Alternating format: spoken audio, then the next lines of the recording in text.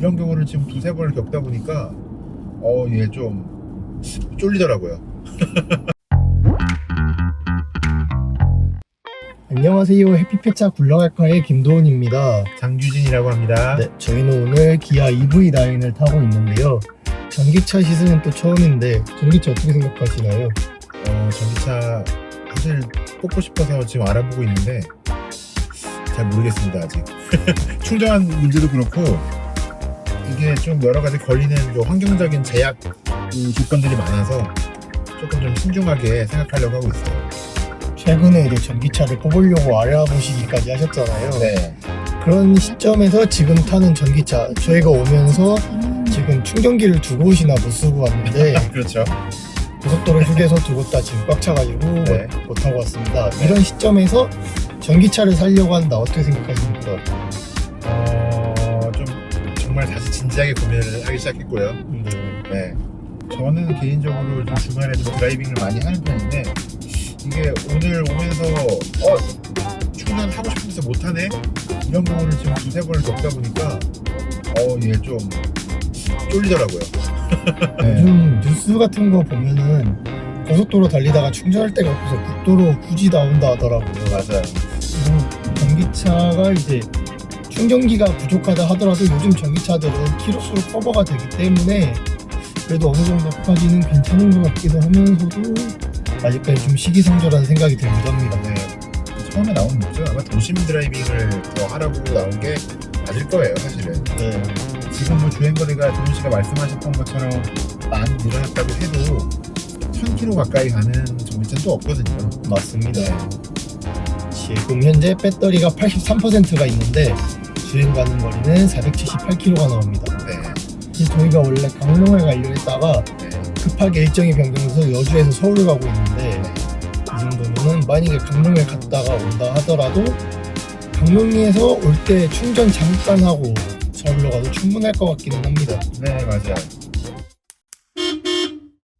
일단 저는 내연기관을 타는 사람으로서 과속방지턱이 지금 계속 있는 상황에 계속 브레이크를 밟았다가 악셀을 밟았다 해야 되는데 현재 악셀 페달 하나로만 이렇게 조절이 된다는 건 너무 좋은 것 같습니다. 그 원페달 드라이빙 말씀하시는 거죠? 네, 맞습니다. 이 원페달 드라이빙이 처음에는 되게 이질감이 컸는데 적응을 하니까 이거 되게 유용한 기능 같습니다. 발목 안 아픈 게 제일 크죠, 사실. 네, 왔다 갔다 하는 발목 아픈데. 지금도 계속 브레이크를 밟지 않고 원페달로만 주행을 하고 있습니다.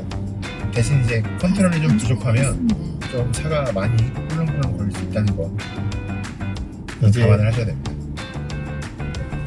요즘 차들은 어떤지 모르겠는데 이제 예전에 나온 차들은 원페달 드라이빙을 할 때 브레이크 등이 켜지지 않는다는 이슈가 있었는데 지금 해결됐으려나 모르겠습니다. 사실 차가 제동이 되면 무조건 제동등이 켜지는 게 맞긴 하거든요. 왜냐면 이건 기차한테 알려주려는 목적이기 때문에. 이게 또 브레이크라는 게 아무래도 시스템이 전기차에는 조금 다르게 들어가서 그런 게 아닐까 싶기도 합니다.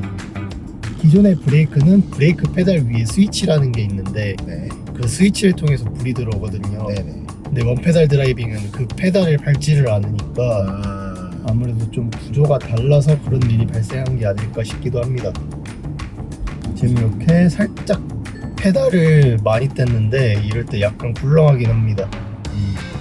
영상으로 잡힐지는 모르겠는데 하는 사람 입장에서는 좀 불쾌할 수는 있을 것 같아요.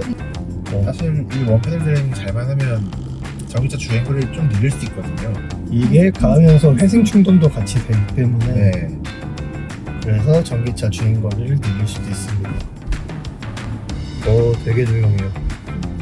주행을 해보니까 좀 다르긴 하네요. 아무래도 전기차는 일반적인 내연기관차라는 드라이빙 질량이 완전 다를 거예요. 제 발 한번 찍어주실 수 있나요? 이렇게 브레이크를 밟지 않고 악셀로만 원페달 드라이빙 가능합니다. 이렇게 과속방지턱이 있는 상황에서 브레이크를 밟지 않고 악셀로만. 근데 물론 이 원페달 드라이빙이 단점도 있긴 합니다. 그렇죠. 만약 갑자기 장애물이 나타나서 당황했을 때 자연스럽게 브레이크에 발휘가 되는데 원페달 드라이빙을 하기 때문에 이걸 악셀 페달로 착각할 수가 있거든요. 그렇죠. 잘못하면 밟아버려서 그냥 가속이 될 수도 있죠. 그렇게 되면 진짜 난리 나는 거예요. 네. 요즘 전기차 급발진 사고가 많이 일어나는 것도 이 원페달 드라이빙 때문이지 않을까 싶습니다.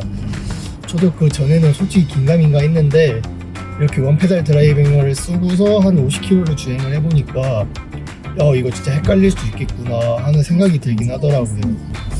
요새 일어나는 전기차 급발진 사고가 뭐 고령의 운전자라고 해서 다들 뭐 그렇게 얘기하는데 이거는 젊은 사람들도 헷갈릴 수 있는 문제예요. 그렇잖아요. 익숙한 습관대로 브레이크 밟듯이 아마 엑셀을 밟을 겁니다. 네.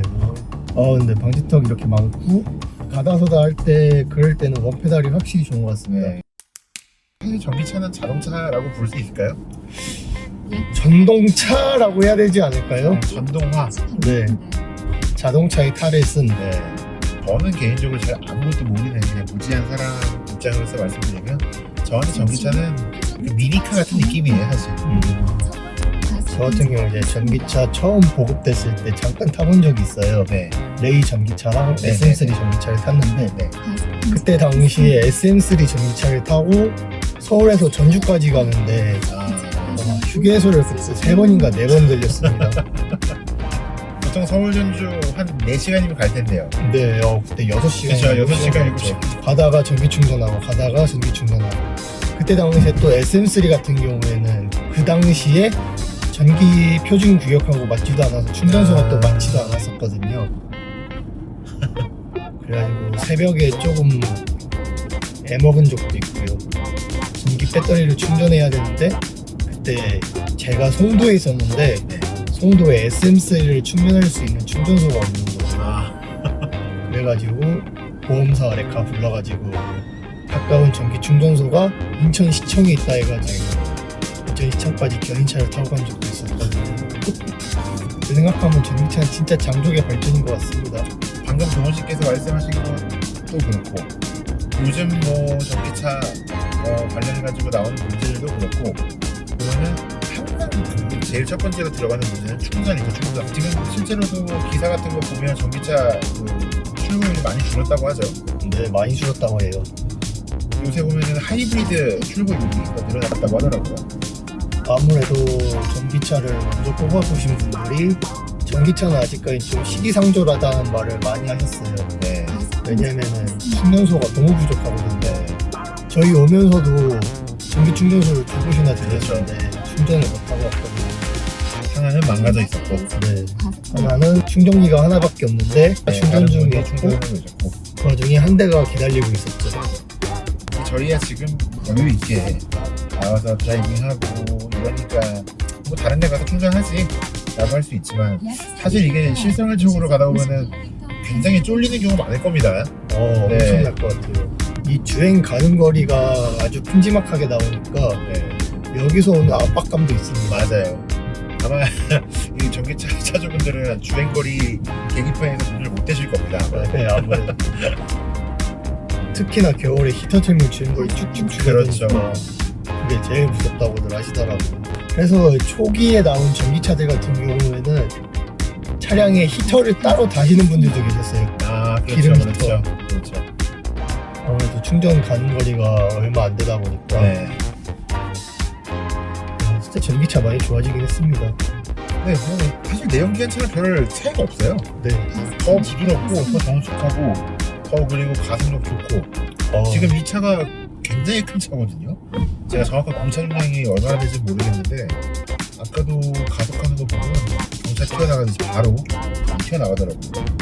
네, 괜히 레이스 같은 데에서도 전기차들이 하나둘씩 들어가고 하는 게 아닌 것 같아요. 특히나 최근에 현대차에서는 아이오닉 5N까지 나오는 편이니까요. 네.